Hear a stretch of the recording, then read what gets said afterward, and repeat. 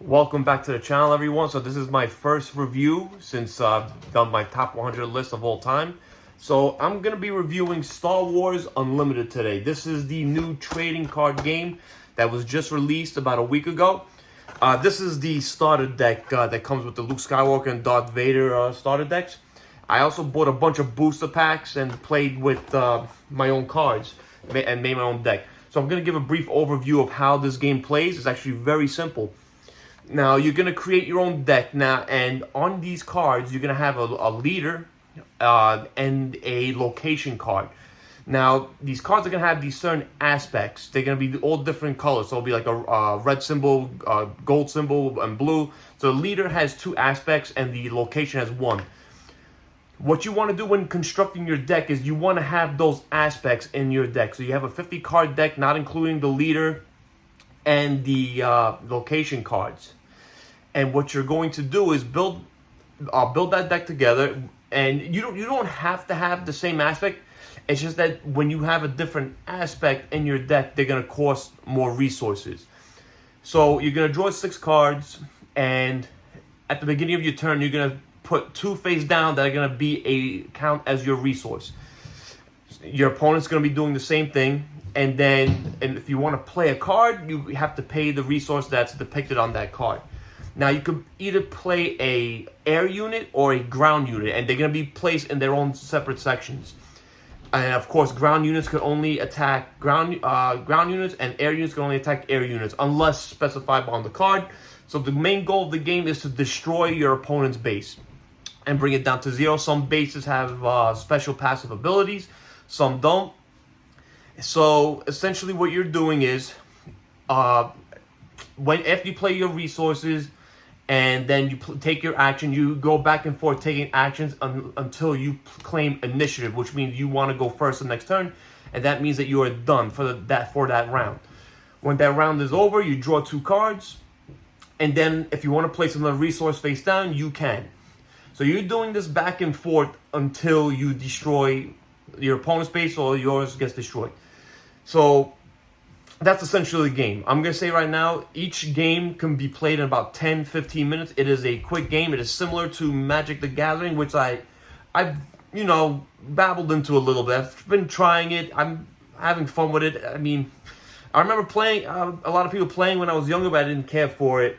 And I thought, let me try to get into it now. And then this one came out, so I figured to give this one a shot as well. So let's go into my likes and dislikes. So I'll start with the dislikes. The thing I don't like the most is some of the art on the cards. Some of it actually looks really good, and some of it just looks goofy. I know there's a Han Solo card that I saw that I thought looked horrible. Like, it was bad. Like, it looked too Disneyfied, if you ask me. You know, you could tell that even though this is a Fantasy Flight product, I feel that Disney has their hands all over. I'm not crapping on Disney, but you can see a little bit of that artwork in some of the cards, which I'm not a fan of. Other than that, I can't really see any other complaints because I'm enjoying this game a lot.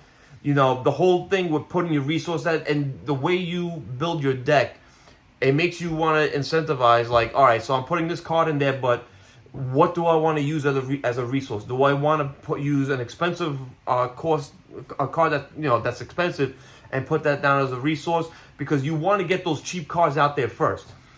And despite having cards out, your opponent can still attack your base. Now your leader cards, what I didn't mention before is they're flipped over. So there's an epic action and a regular action that they can do throughout the game.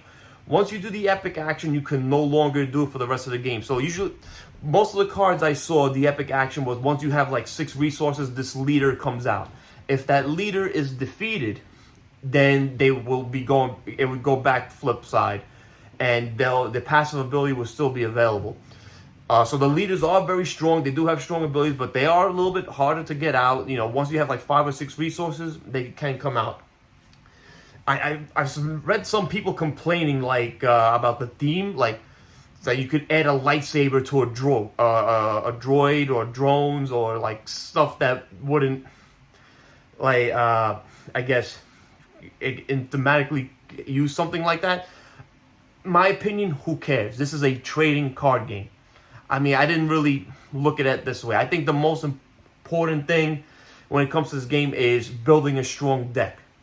You know, if it doesn't fit thematically, whatever. You know, you could have Rebels and the Empire in the same deck. Who cares? This is, like I said before, it's a trading card game. That doesn't bother me. Maybe it might bother somebody else, because when I first looked at the cards, I was like, oh, I guess you can't have Rebel and Empire cards in the same deck. Like I can, you know, can Empire or like Darth Vader carry a Darth Vader card carry Luke Skywalker's lightsaber? And yes, it can. And I guess it might tick some people off about it, but again, I don't care. It doesn't bother me. I guess the most important thing are the aspects, is having those type of cards in your deck. The combat, you know, the gameplay is a little reminiscent of Star Wars, a deck building game, as you are trying to destroy the opponent's base, and that the gameplay is a little bit different between the two. Again, you know, this, I guess you could say it compares to Magic a bit, but I'm really having a lot of fun with it. How long will it last? You know, who knows? I mean, maybe it could be a year, maybe it could be 2 years. I mean, I've heard that Fantasy Flight doesn't have a good track record when it comes to trading card games. Somebody told me that Destiny has kind of fallen off. I don't know how long it lasts. I never played Destiny. But my personal opinion, I am liking this a lot. Do I like it more than Magic? Yes, because I do like, you know, the thing when you play Magic, you play the land cards. Those are your resources.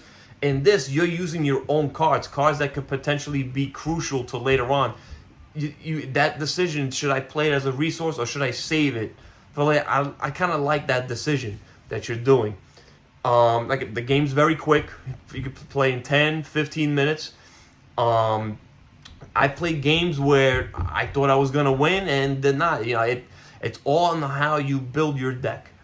You know, nobody's gonna hold your hand. Like, it's, you know, look into the cards, read what they do. Is this going to be the best deck for you? Of course, with games like this, there's going to be that randomness. But at the end of the day, I am enjoying it a lot. I want to give this an 8 out of 10. That's how much I'm liking it. Are these games for you? Just know that you're getting probably into a money pit with something like this, because now that there's a new box coming out, maybe a few months or so. And, you know, you got to keep up, like how Magic is. It's not a cheap hobby.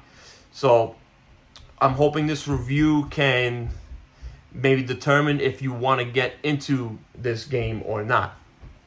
You know, if you don't, there's Star Wars, a deck building game, which I think is just as good and will probably be getting better with more expansions that come out. So that's going to do it for today. This is Star Wars Unlimited. I'm enjoying it a lot. I hope it lasts for a long time. Only time will tell. But yes, an 8 out of 10 from me.